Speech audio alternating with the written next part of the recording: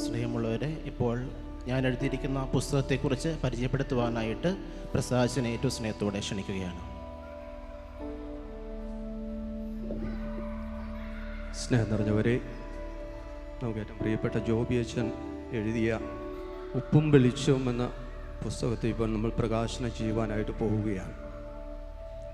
യേശുവിൻ്റെ ശിഷ്യന്മാർക്ക് ഉണ്ടായിരിക്കേണ്ട ഏറ്റവും നല്ല 2 ഗുണങ്ങളായിട്ടാണ് ഉപ്പിനെയും പ്രകാശത്തിനെയും അവതരിപ്പിച്ചത്.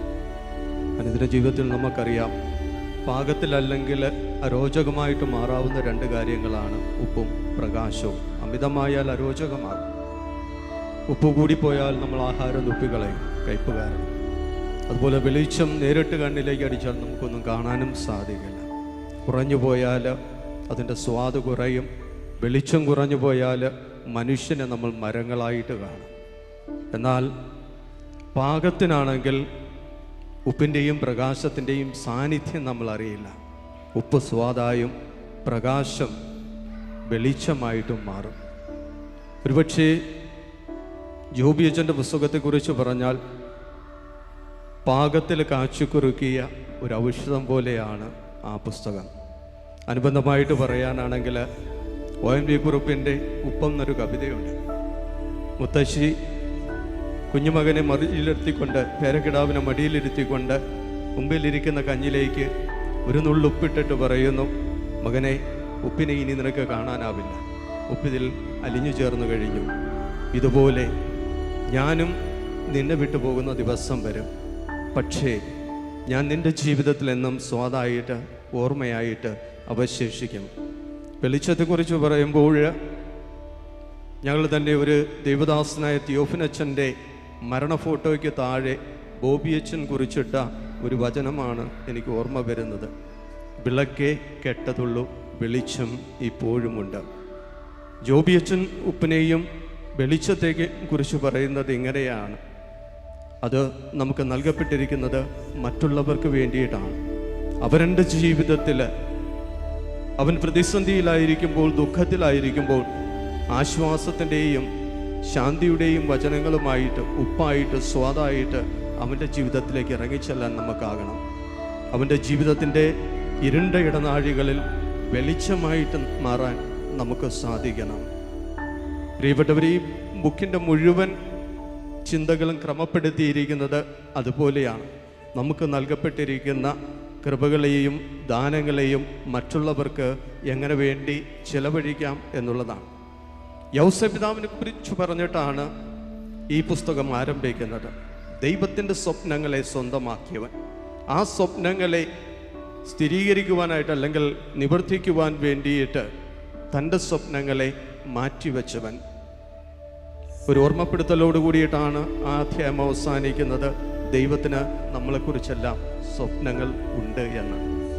ജീവിതത്തെക്കുറിച്ചുള്ള കരുതലിനെ കുറിച്ച്, അല്ലെങ്കിൽ നമുക്ക് ലഭിക്കേണ്ട വാണിങ്ങിനെ കുറിച്ച്, മുന്നറിയിപ്പിനെ കുറിച്ചൊക്കെ അച്ഛൻ പറയുമ്പോൾ, ഇടുക്കിക്കാരനായ അച്ഛൻ ഡാമിൻ്റെ കാര്യമാണ് പറയുക.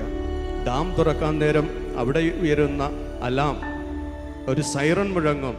ആ സൈറൺ ഒരു ഓർമ്മപ്പെടുത്തലാണ്, ജാഗ്രതയോടുകൂടിയിട്ടിരിക്കുക.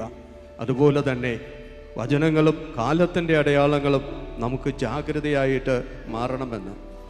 സ്വർഗപിതാവിൻ്റെ സ്നേഹത്തെക്കുറിച്ച് പറയുമ്പോൾ ജോബി അച്ഛൻ അതിന് കൊടുക്കുന്ന പേര് മനോഹരമാണ്, ശത്രുസ്നേഹം.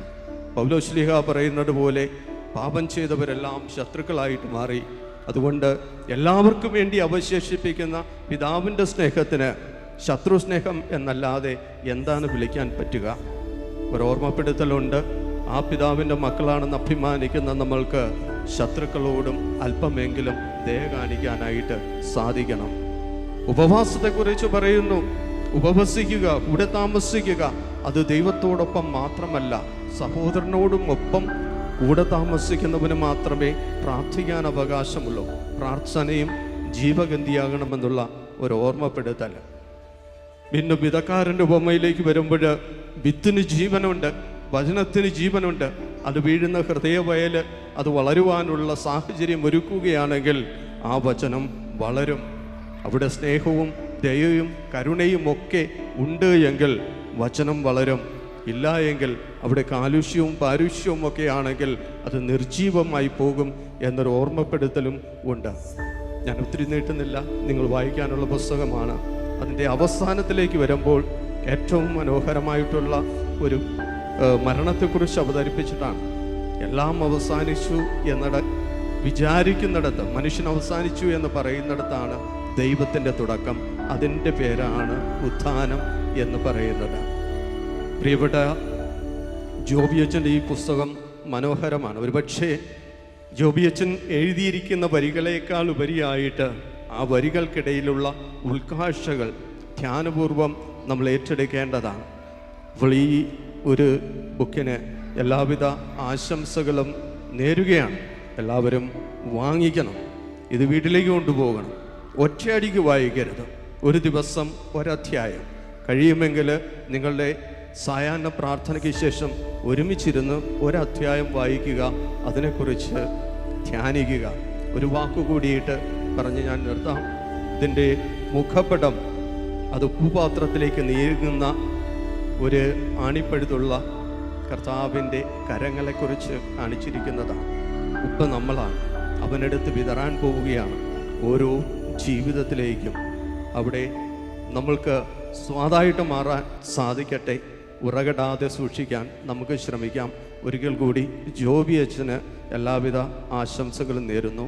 പ്രകാശനത്തിനായി അഭിവന്ദ്യ പിതാവിനെയും അതുപോലെ തന്നെ അവരുടെ ഡെലഗേറ്റ് സുപ്പീരിയറിനെയും ക്ഷണിക്കുന്നു.